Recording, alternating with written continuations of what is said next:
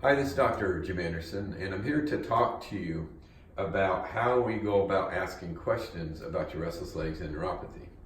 Now, one of the things you need to know about me, I am a podiatrist, but I've been trained to do peripheral nerve surgeries and also to treat peripheral nerves, both surgically and non-surgically. So it's something I've been doing for quite some time, and it's become a passion of mine to help people with chronic pain, restless legs, and neuropathy. But the problem with treating these conditions is it's very complicated because there's about 15 different symptoms that you have.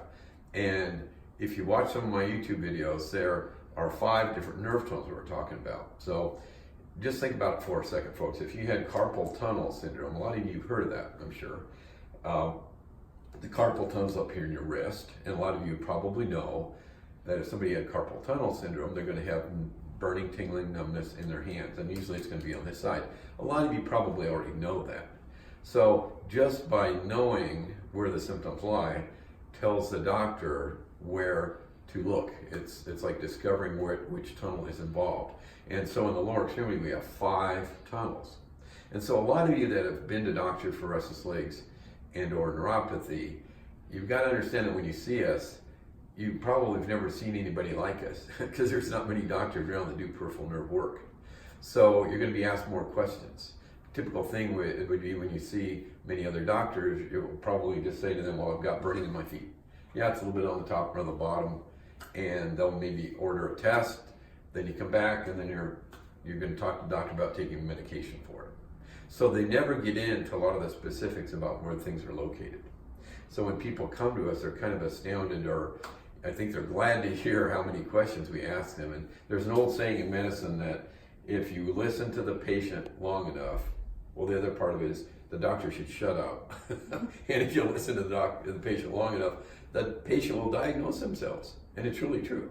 So the purpose of this video is when we contact, or when you contact us, we almost every single time are going to call you on the phone and get this information on the phone.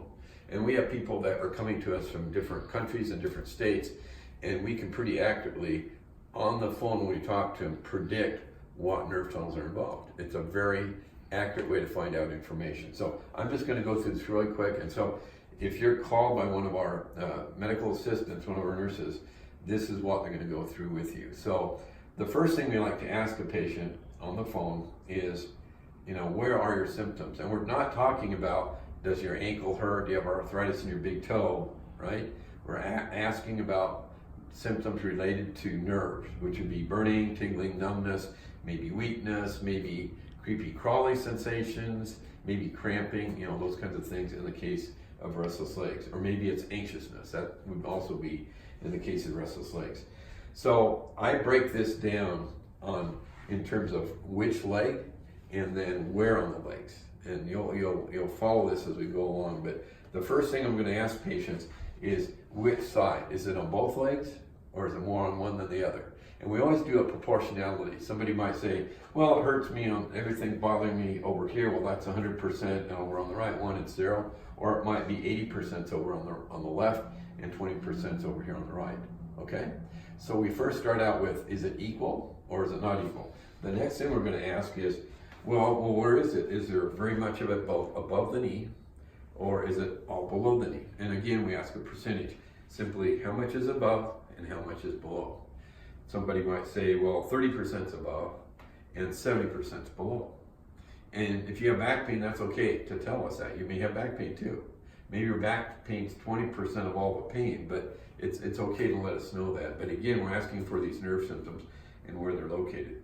So once I've broken it down into above and below the knee, the next thing I'm going to ask is, well, how much is between the knee and the ankle in this range, or this area, how much of it's in the foot? For some people, it might be 80% here and maybe only 20% down here. Or it could be 90% down here and just 10% up here, okay? So now, next step, I'm going to take the leg and divide it into the upper half, lower half. How much is here? How much is here? And so we're going to ask you, well, is 50% down here and 50% up here? Or is it more like 80% down low and 20% up high? And then we move on down to the foot, and we're going to ask in the foot, area, how much is on the top, how much is on the bottom. For some people, it might be 80% on the top, 20% on the bottom, or it could be 50 and 50. Okay, so that's generally what we're doing. Now, when we break it down even further, we'll ask them in the leg how much is on the front of the leg and how much is on the back of the leg. Some people might say 90% on the back and 10's on the front, or vice versa. Maybe 90% up here and 10% on the back. So I think we've covered quite a bit of this. And the other thing we might ask too, I forgot to mention, how much is in the front half of the foot versus the back half of the foot. But anyway, these are all the questions that we ask, and it's really to do a better job, to really be listening to our patients so we really can key in as to which tunnels are involved. Because we're talking about 2 tunnels up in the upper leg, 1 tunnel lower leg, and then 2 more down here. And so where you tell us your symptoms are helps us to find out, where we should be treating you. And I hope this is helpful. And it's going to be a better way, I think, to help you understand what's going on with your limb. And again, this is something that most of you have never experienced. And don't feel bad if it's hard to answer, because a lot of people struggle through this because nobody's ever asked them these specific questions. So I want to thank you for watching, taking the time to watch this, and please, make any comments that you like, and we'd ask that you click and subscribe to our YouTube channel. And again, thank you.